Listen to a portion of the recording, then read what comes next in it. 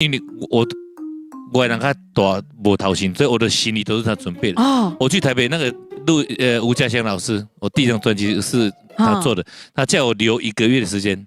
1个月，在台北住在台北多少个月？那天预计要6、7个月。嘿，我上来到台北租房的地方，我在整理我的行李的时候，整理到我的行李最下面的时候，有一个东西，用报纸包的。哦，我把它拆开来，里面是一瓶高粱。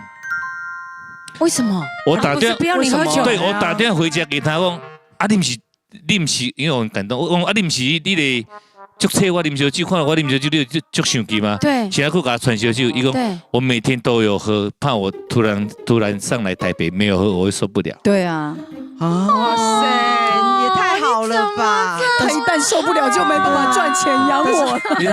你经理，你看到迄罐烧酒的时候，用报纸包好势好势哦。哦，很感动哎。